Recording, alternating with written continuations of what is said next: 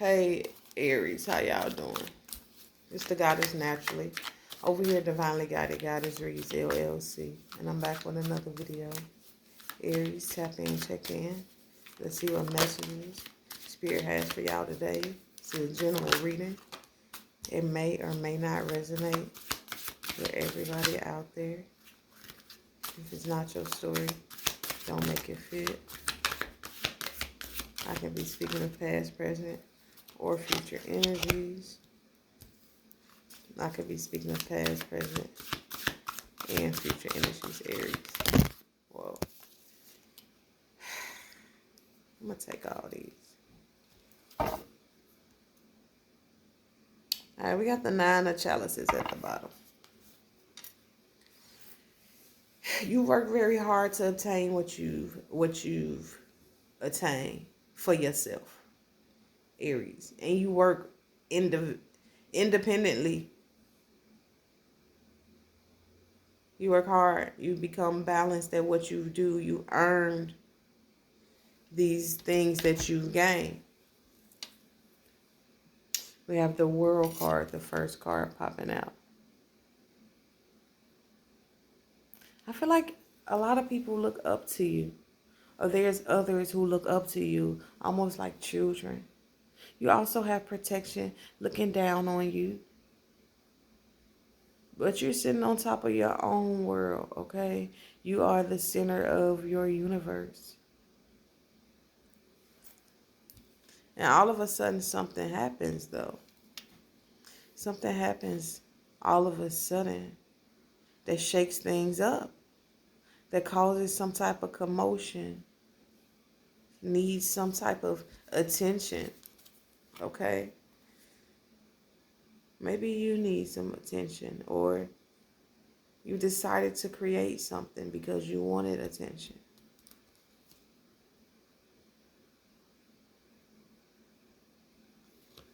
We got the 7 of coins. We got the Strength card. We got the Hermit card. God damn. The Magician and the Queen of Cups.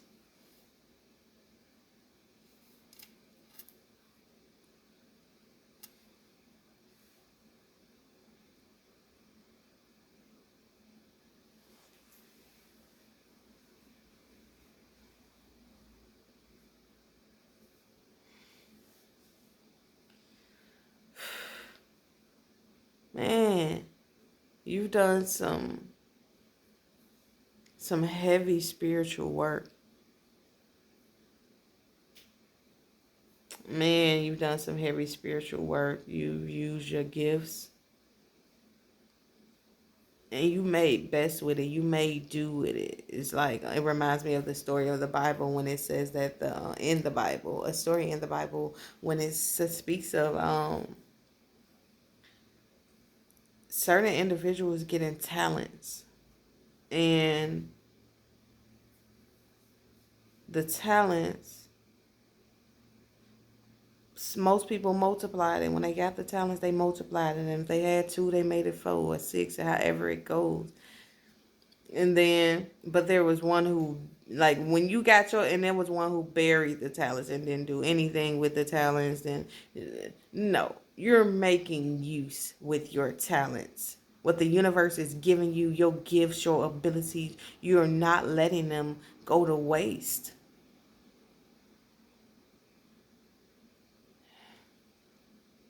And you've had to go within. You've had to go within. You've learned a lot. It's like you had talents, but now you got super talents. It's like evolution, where like Pokemon. If y'all remember Pokemon, when they grew up, they got the Pokemon changed into a more evolved version. Like, I remember one of the names was it Charizard, and then it was Charmander, and the whatever levels you've upgraded, you've mastered it. You've mastered your gifts. You wear it so gracefully. You don't need to talk about it. You don't need to brag about it.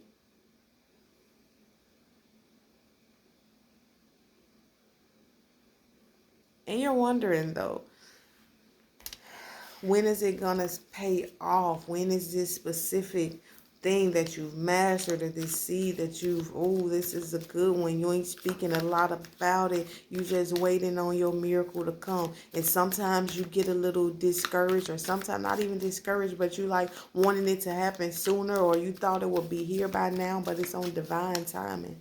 Aries.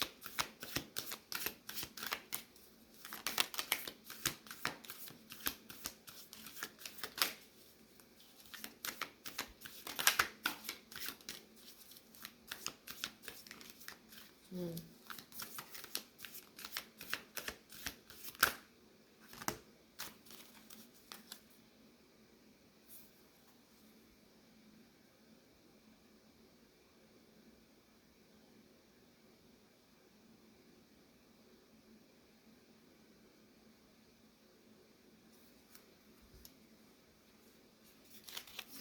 The Six of Swords at the bottom.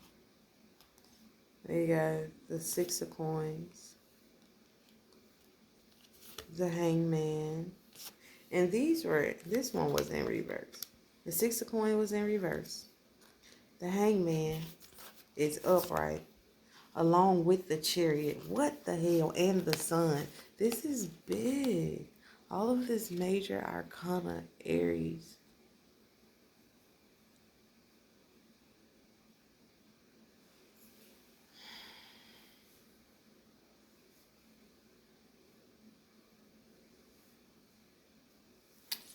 It's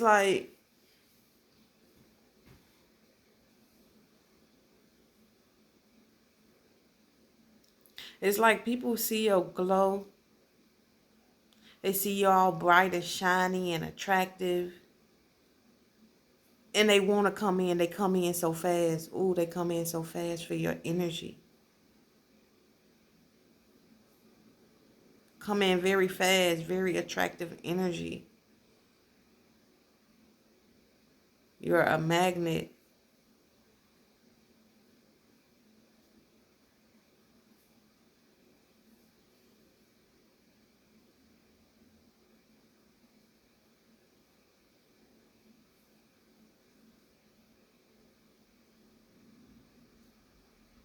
But then it's like all of a sudden things stop. It's like at first they were so attracted to your light and so chasing it.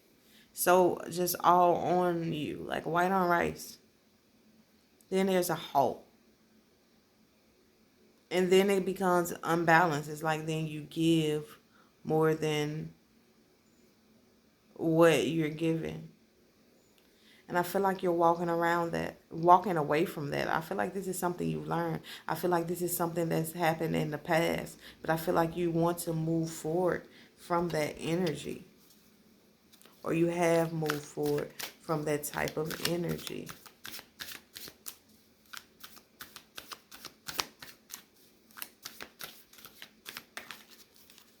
You know what?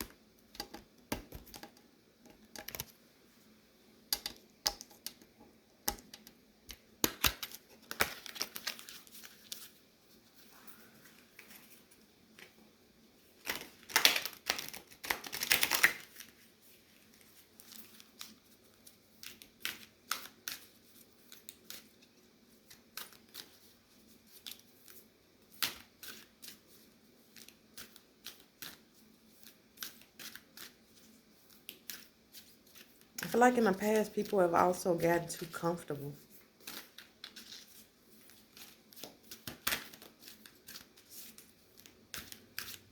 And you could have, this could have drained you.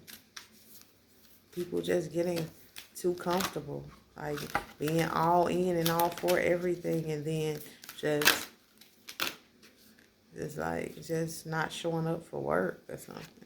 No, not showing up. Right, the light princess, ungrounded, and at the bottom, ambition, the tender box soldier. All right, the light princess, 27. Death alone from death can save. Love is death, and so is brave.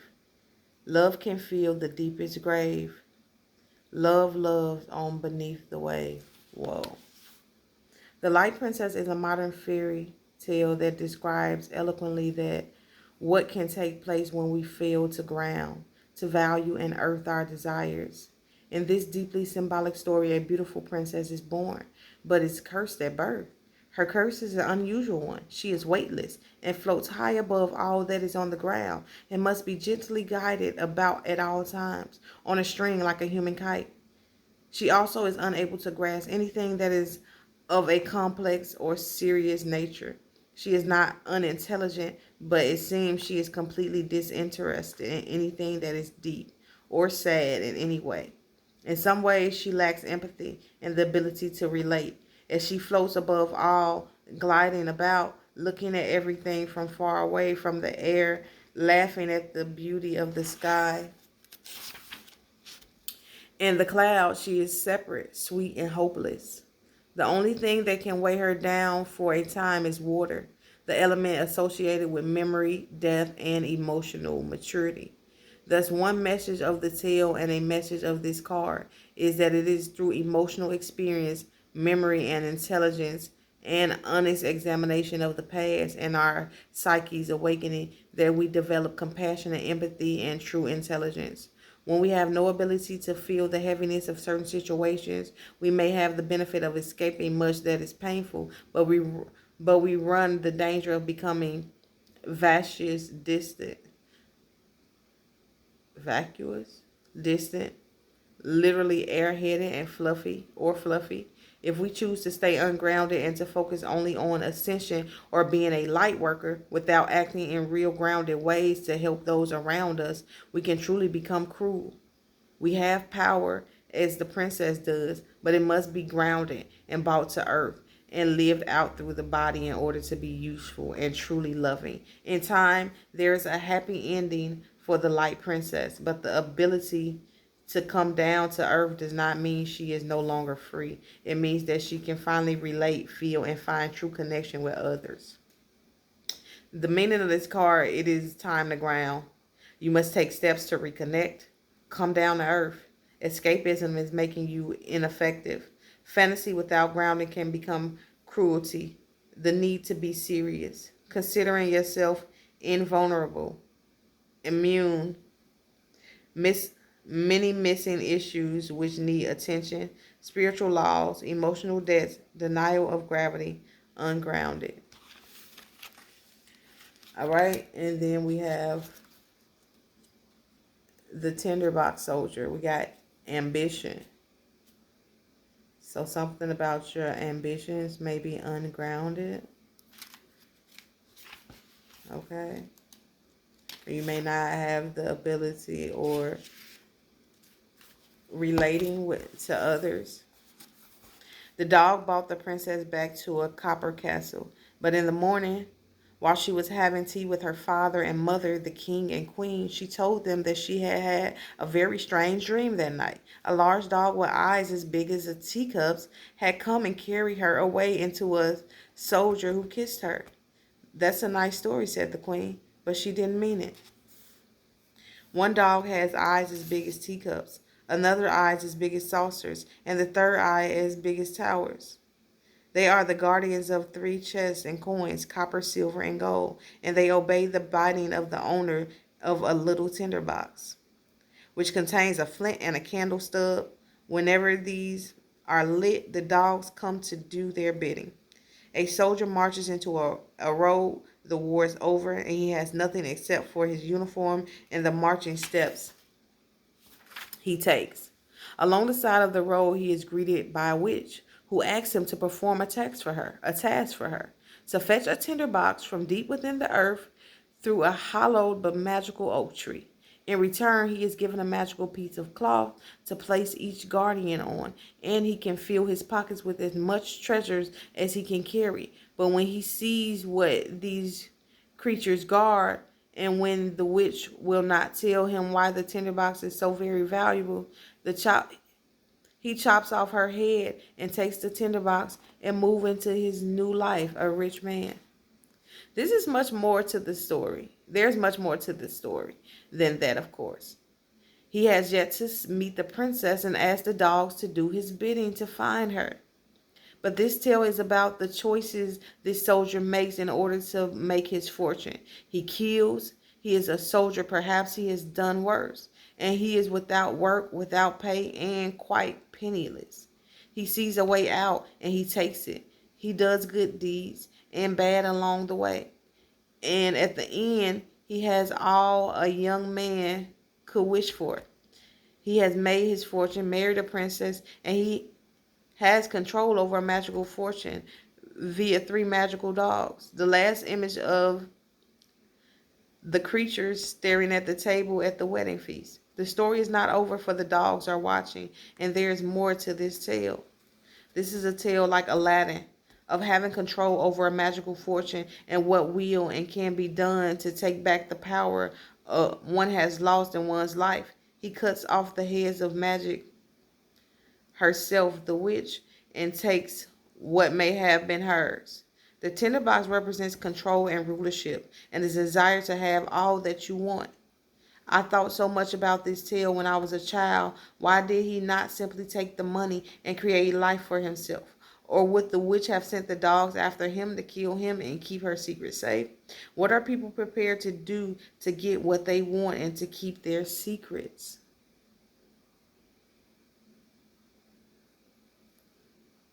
In this tale, we see that at times asking for help can be dangerous.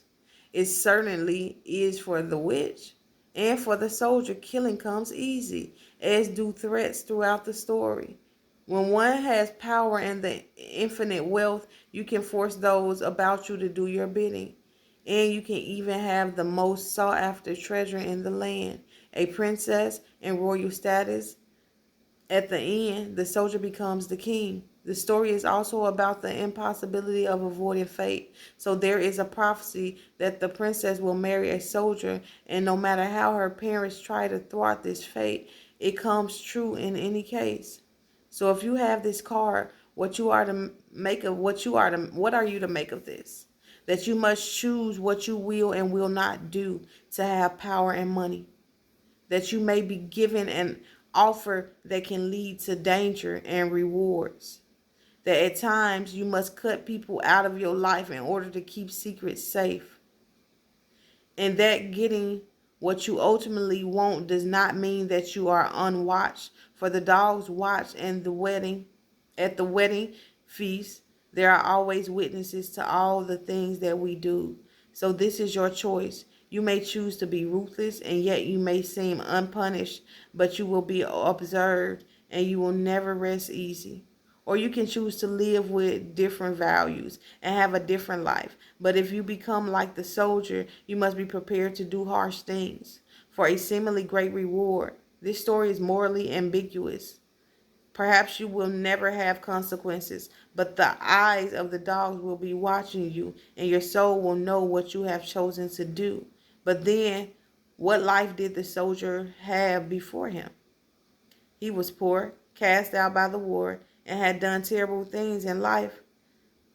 There are always harsh choices. You cannot avoid them. And at times, not everyone can benefit from a choice. There will at times be those who are hurt by the choices you make. You must decide whether these choices are worth it, whether they are worth the unending gaze of the dogs and the magical tinderbox. Will your ambition grow? And when, dear friend, will enough be enough? Meaning, a ruthless quest. Choose wisely. How will you repay a good turn? How will you use your gift you have been given? Which harsh choice will benefit you most? What choice can you live with?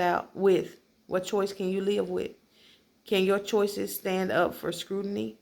Have you sacrificed your ethics? Desensitization, desensitization, reconnect to your empathy. Both of these cards are asking you to reconnect to your empathy. Somebody around you or you have lost empathy. And maybe